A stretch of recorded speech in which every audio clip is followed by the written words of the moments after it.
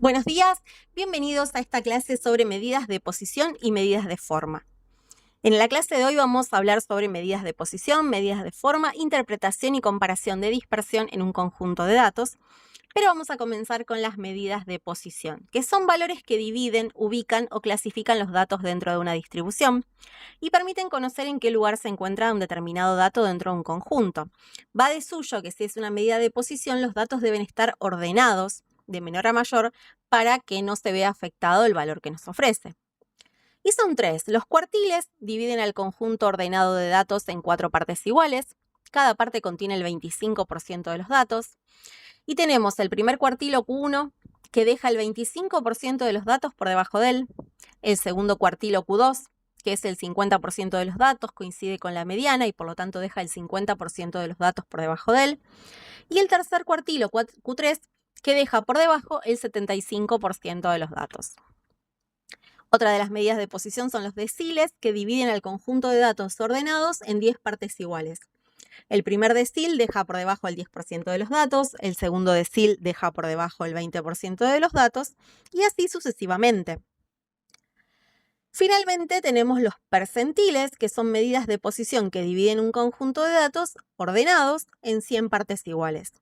Por ejemplo, el P1 deja por debajo el 1% de los datos, el P85 deja por debajo el 85% de los datos, y así sucesivamente con cada uno de los valores. Veamos ahora las medidas de forma, que permiten describir la forma de una distribución de datos. Y se enfoca en dos aspectos principales, la asimetría y la kurtosis. La asimetría mide si los datos se distribuyen de manera simétrica o no, mientras que la kurtosis mide si la distribución es más o menos aplanada o picuda que una distribución normal. La asimetría indica si los datos se concentran más hacia un lado de la media o no, y puede ser positiva si tiene la cola más larga hacia la derecha, negativa si tiene la cola más larga hacia la izquierda, nula o simétrica, que es lo que conocemos como distribución normal o campana de Gauss. Acá tenemos tres gráficas asimétricas, la de izquierda y la del centro. La de la izquierda es positiva, la del centro es negativa, y es simétrica o gaussiana la de la derecha. La distribución normal o gaussiana es una distribución continua, simétrica, con forma de campana, en la cual la mayoría de los valores se centran alrededor del promedio y las probabilidades disminuyen a medida que se alejan de él. Por eso se forma esta especie de campana. ¿Cuáles son las características? La media, la mediana y la moda son iguales en la distribución gaussiana. Tiene forma de campana, los valores centrales son los más frecuentes. La media indica el centro, mientras que el desvío estándar la dispersión o anchura de esa campana. Y el área bajo la curva es igual a 1 o al 100%. Existe una regla empírica que es la de 68, 95, 99,7. ¿Qué es esto? Significa que el 68% de los valores están dentro de más o menos un desvío estándar de la media.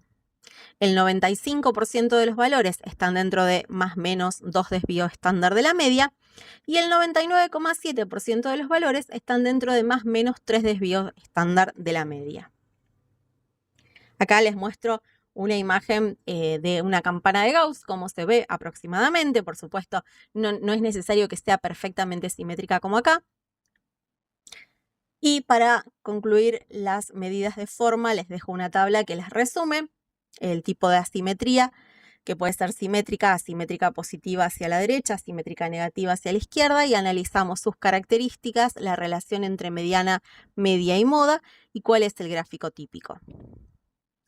Bien, veamos ahora la otra forma que teníamos de evaluar las medidas de forma, que era la kurtosis, que mide la concentración de los datos alrededor de la media. En otras palabras, nos dice qué tan aplanada o picuda es la distribución.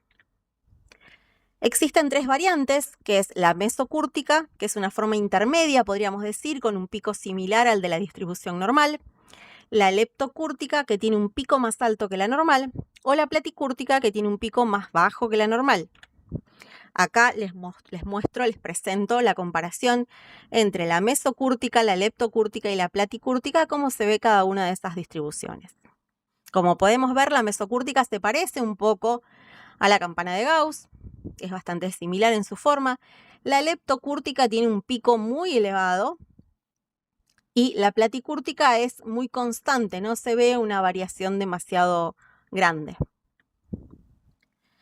Y para ir finalizando la clase vamos a ver cómo se interpretan y comparan la dispersión en un conjunto de datos. Una dispersión baja significa que los datos están concentrados cerca de la media. Por lo tanto, lo podemos definir como un fenómeno estable y predecible. En cambio, una dispersión alta nos habla de que los datos son muy variables, o sea, hay más incertidumbre y heterogeneidad. Recordemos siempre que detrás de cada número hay una historia que la estadística nos ayuda a interpretar. Muchas gracias.